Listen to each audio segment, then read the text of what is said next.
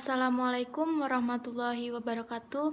Hai, perkenalkan nama saya Fitriana Dwi Chandra, NIM 20101029, Prodi Administrasi Publik Reguler semester 3. Mahasiswi Tisipor Raja Haji Tanjung Pinang. Di sini saya akan membahas tentang dinamika kelompok sosial budaya. Apa sih yang dimaksud kelompok sosial itu? Kelompok sosial adalah kumpulan orang-orang yang mempunyai hubungan dan saling berinteraksi satu sama lain, memiliki harapan, memiliki tujuan yang sama, serta mempunyai kesadaran diri sebagai suatu anggota kelompok. Tipe kelompok sosial menurut George Simmel. Yang pertama, berdasarkan ukuran besar kecilnya seperti kelompok 2-an dan kelompok 3-an. Yang kedua ada berdasarkan derajat interaksi sosial seperti lingkungan keluarga, RT, RW, dan desa, serta kota dan koperasi. Yang ketiga berdasarkan kepentingan dan wilayah. Tipe kelompok sosial menurut Robert Bierstedt. Yang pertama ada kelompok asosiasi. Kelompok asosiasi adalah kelompok yang anggotanya memiliki kesadaran macam dan mempunyai persamaan keperluan pribadi maupun keperluan bersama. Ciri-ciri dari kelompok asosiasi yaitu 1. Anggota memiliki kesadaran jenis, 2. Adanya kepentingan persamaan pribadi, ketiga adanya keperluan bersama, yang keempat adanya hubungan sosial, dan kelima adanya ikatan organisasi formal. Contohnya kelompok asosiasi di lingkungan sekolah yaitu PMR maupun OSIS. Kedua, kelompok sosial. Seperti yang sudah dijelaskan, kelompok sosial tujuan dibentuknya kelompok sosial adalah untuk memudahkan suatu pekerjaan, memenuhi kebutuhan individu maupun kelompok, dan lain-lain. Ciri-ciri dari kelompok sosial yaitu yang pertama, setiap anggotanya memiliki kesadaran jenis. Yang kedua, ada hubungan yang satu sama dengan yang lain. 3. Tidak ada ikatan dalam organisasi. Contohnya kelompok pertemuan. Ketiga, ada kelompok kemasyarakatan. Kelompok kemasyarakatan adalah kelompok yang memiliki persamaan tetapi tidak memiliki organisasi dan hubungan sosial di antara anggota-anggotanya. Ciri-ciri dari kelompok kemasyarakatan yaitu pertama, hanya memenuhi satu persyaratan, artinya setiap anggota sadar akan persamaan di antara mereka. Yang kedua, belum ada kontak di antara mereka. Yang ketiga, belum ada organisasi. Yang keempat, dasar terbentuknya kelompok ini karena kepentingan pribadi, bukan kepentingan bersama. Contohnya, kelompok remaja. Keempat, kelompok statistik. Kelompok statistik adalah kelompok yang bukan organisasi, tidak memiliki hubungan sosial dan kesadaran macam di antaranya. Ciri-ciri dari kelompok statistik adalah yang pertama, bukan merupakan organisasi. Yang kedua, tidak ada hubungan sosial antar anggota. Yang ketiga, tidak ada kesadaran jenis. Dan yang keempat, hanya dalam arti analisis dan merupakan hasil ciptaan ilmuwan sosial. Contoh dari kelompok statistik ini adalah kelompok masyarakat usia 10-15 tahun. Apa sih syarat-syarat terbentuknya kelompok sosial? Syarat-syarat terbentuknya kelompok sosial yang pertama, adanya kesadaran sebagai bagian dari kelompok yang bersangkutan. Yang kedua, adanya hubungan timbal balik antara anggotanya. Yang ketiga, adanya faktor pengikat seperti kesamaan ideologi, kepentingan, dan kesamaan nasib. Yang keempat, memiliki struktur, kaidah, dan pola perilaku yang sama. Dan yang terakhir, bersistem dan berproses. 1. Kelompok teratur. Kelompok teratur adalah kelompok sosial yang dimana memiliki sebuah peraturan tegas dan sengaja diciptakan untuk melakukan peraturan atau pengaturan terhadap masing-masing anggotanya.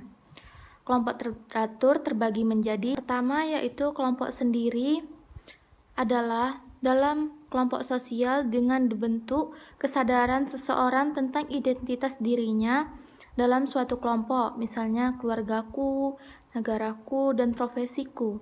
Kataku dalam pernyataan tersebut menunjukkan seseorang itu merasa bagian dari dalam kelompok tersebut. Yang kedua ada kelompok luar.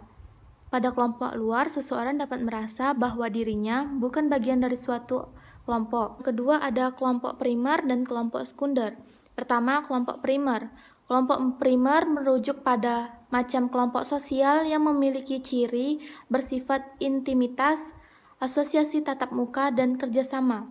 Kelompok primer merupakan kelompok yang anggotanya sering berhadapan muka atau tatap muka dan saling mengenal dari dekat, sehingga hubungannya dalam kelompok primer lebih erat daripada kelompok sekunder.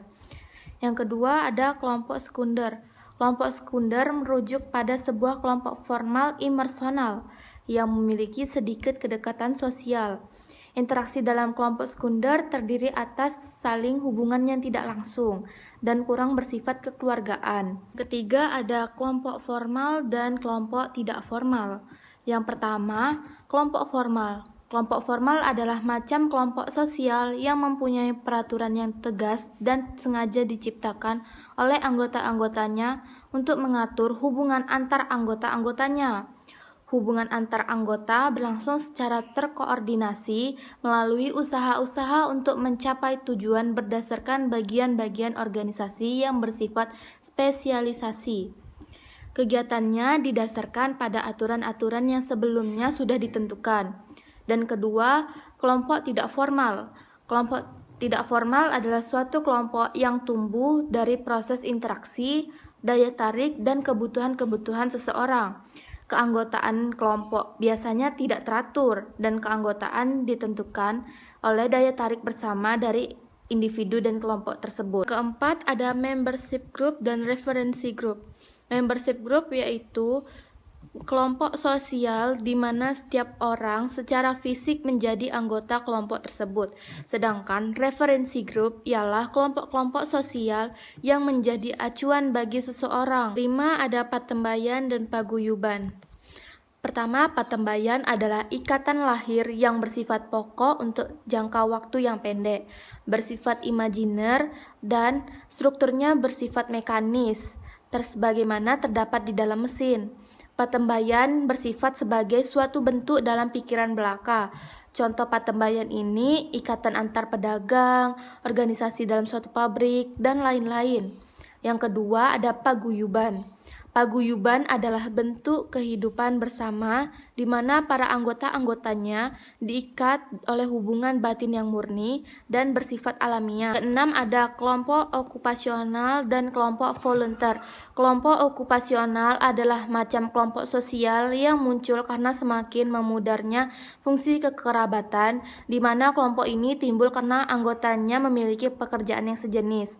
Sedangkan kelompok volunteer adalah orang yang mempunyai kepentingan yang sama namun tidak mendapat perhatian dari masyarakat. Contoh kelompok teratur yaitu perkumpulan pelajar.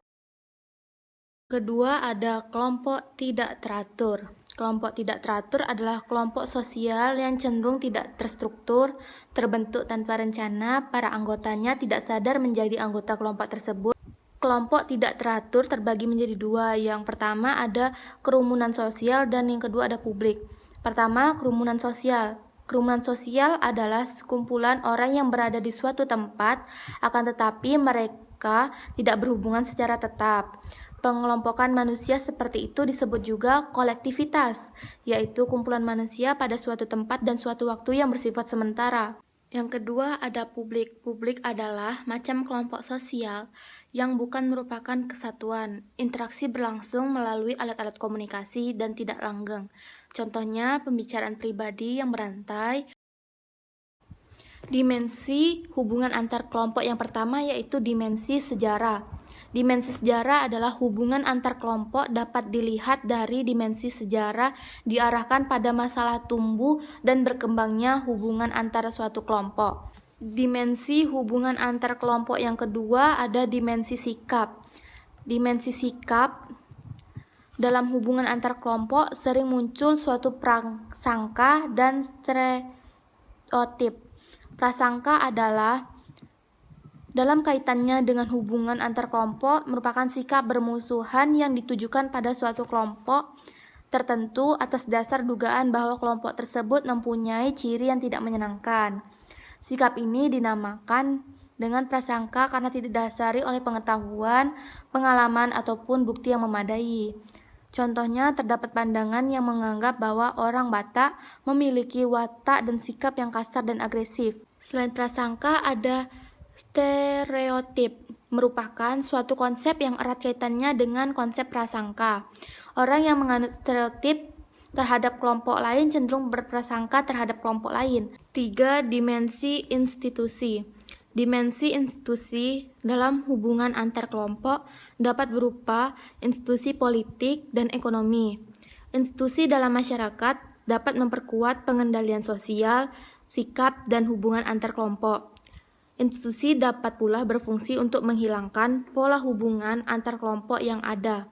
Maksudnya, hubungan antar kelompok menjadi bersifat birokratis saja, dan tidak ada hubungan yang bersifat lebih personal selain antar institusi belaka. 4. Dimensi gerakan sosial. Dimensi gerakan sosial adalah hubungan antar kelompok sering melibatkan gerakan sosial, baik yang diprakarsai oleh pihak yang menginginkan perubahan maupun oleh mereka yang ingin mempertahankan keadaan yang sudah ada. Misalnya, gerakan perempuan untuk menentang kekerasan dalam rumah tangga. Yang kelima, ada dimensi perilaku dan perilaku kolektif.